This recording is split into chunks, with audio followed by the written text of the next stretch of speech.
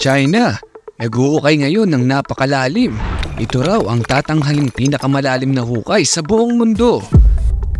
Bakit nila ito ginagawa? Para ba madagdagan ang kaalaman natin patungkol sa kalagayan ng lupa sa ilalim? O may iba pa silang lihim na agenda? Gaano kalalim ang kailangan nilang hukayin para sa misyong ito? At paano kung makasira ito sa paggalaw ng lupa sa ilalim? Pinakamalalim na hukay na ginagawa ng China ngayon, yan ang ating aalamin.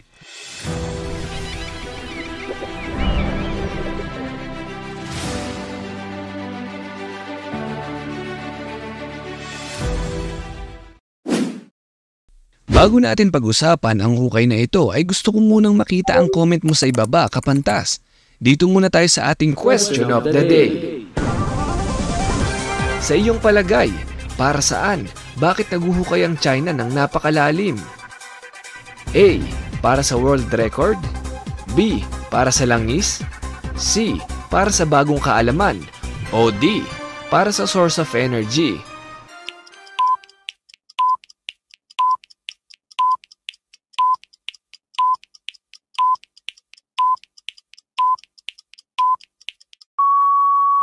Kung ano man ang sagot mo, kapantas, ay malalaman natin yan maya-maya sa gitna ng videong ito. Okay. Ang mga siyentipiko ay marami nang napatunayan. Nandyan ang pagtapak nila sa buwan at plano pa itong ulitin sa mga susunod na taon. Sa kasalukuyan naman, habang pinapanood nyo ang videong ito, ay may mga astronaut na nagpapalutang-lutang ngayon sa loob ng International Space Station na umiikot ng maraming beses sa ating planeta sa loob ng isang araw. Pero ang China, tila nag-iba ata ang trip.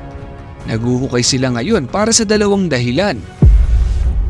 Ang paghukay ng sobrang lalim sa ating planeta ay may kaakibat na kapahamakan sa mga taong gagawa nito o maging sa ating planeta mismo. Pero anumang resulta, mabuti man o masama, ay sigurado akong excited ang mga tao sa likod nito. Ang unang attempt ng paghukay sa Earth ay nahinto na dahil napagtanto nila na hindi kakayaning palalimin pa. Ito ang Kola Super Deep Borehole na matatagpuan sa Russia. Ito ang tinaguriang world's deepest human-made hole na may lalim na 40,230 feet. Pero hindi magpapatalo ang China. Nito lang ay sinimulan na nilang maghukay at misyon nilang lagpasan ang pinakamalalim na hukay na nagawa ng Russia. Ito ang Sichuan Basin, probinsya ng China. Nandito ang ilan sa magagaling nilang engineers. Naguhukay sila ng 30,000 feet na lalim. Mas malalim pa rin ng Kola Super Deep na nasa 40,000 feet. Pero itong sa China ay inisyal na paghuhukay pa lang yan.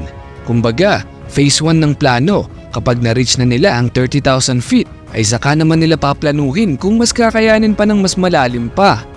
Ang lalim na ito ay mas mataas pa sa Mount Everest na pinakamataas na bundok sa buong mundo. At hindi lang isa ang kanilang huhukayin. Nagsimula na rin silang maghukay sa Tarim Basin sa northwest ng China at mas malalim ito. Plano nilang humukay sa unang pagkakataon na nasa 30,000 feet at dito nila planong higitan ang Kola Super Deep. Pero bakit naghuhukay ang China ng napakalalim? Ang China ay naglabas ng statement na sila daw ay nasa dual mission.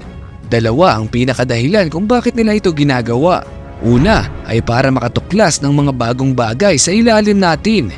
Marami ng klase ng bato ang natuklasan ng mga siyentipiko pero halos lahat ng ito ay galing lang dito sa ating crust.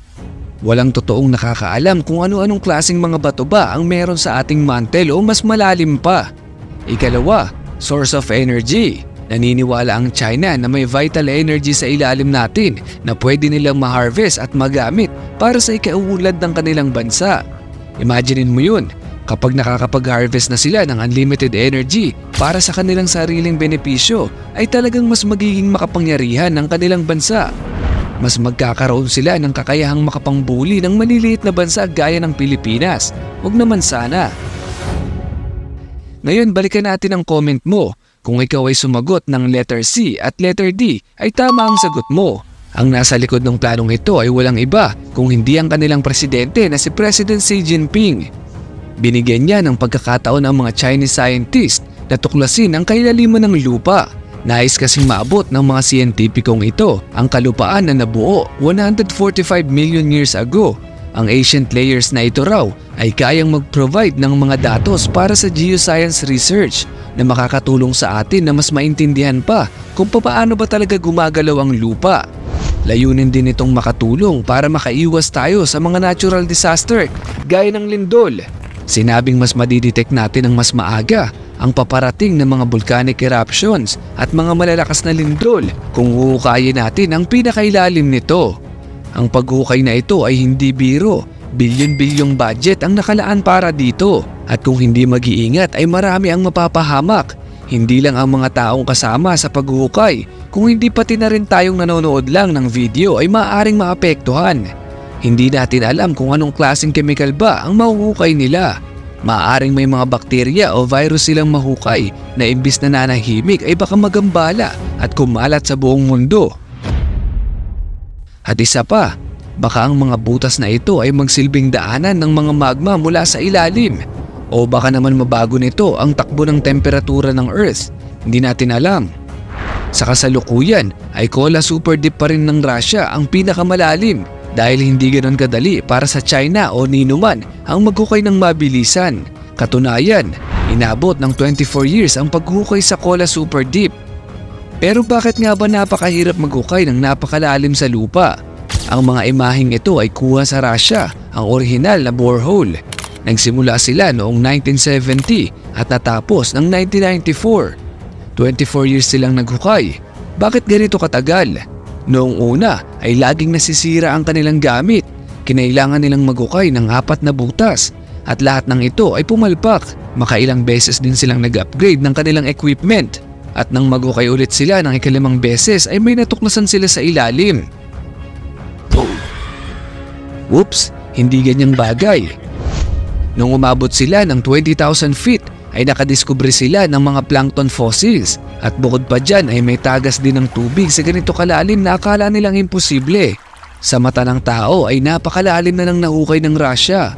Pero pag nag-zoom out tayo at tinignan ito base sa structure ng Earth ay para lang itong kumurot sa mababaw na bahagi ng ating planeta. Pero kung matuloy ang plano ng China na maghukay ng tuloy-tuloy sa pinakailalim ay baka mag-iba ang lahat ng nalalaman natin tungkol sa Earth. Baka biglang madibang ang mga pinaniniwalaan natin mula sa unang pag-aaral. Pero ano nga ba ang pwedeng mangyari kung talagang isagad natin ang paghukay kapag nalagpasan natin ang unang layer ng Earth na tinatawag na crust at mapuntahan natin ang mantle ay walang dapat ipag-alala dahil walang biglang sisirit na magma mula sa ilalim. May pagkakataon na makahukay tayo ng magma pero ang paggalaw nito sa mantle ay mabagal kaya naman hindi ito biglang sasabog o ano paman. Sa ngayon ay crust pa lang ang nahuhukay natin at napakanipis nito. 1% lang ito ng kabuuan ng volume ng Earth. Napakalabong mahukay natin ang core dahil talagang napakalayo at napakainit nito. Sinasabing halos kasing init nito ang araw. Ang talagang unang tinatarget ng mga scientist ay ang mantle na 68% ng bigat ng Earth at 85% volume nito. Talagang malaking misteryo pa ang nag-aabang sa atin sa paghuhukay ng lupa. Sa ating pagwawakas sa videong ito ay wala nang makakapigil sa China ng maghukay gaano man kalalim nila gustuhin. Makakasama man ito o makakabuti ay ginagawa nila ito sa kanilang teritoryo. Pero sa tingin ko ay ginagawa nila ito para sa libreng langis. Ikaw kapantas, ano sa palagay mo? I-comment na yan sa ibaba. Magkita-kita ulit tayo sa next video. Uli, ako si Mr. Pantas at sa channel na ito, libre ang matuto.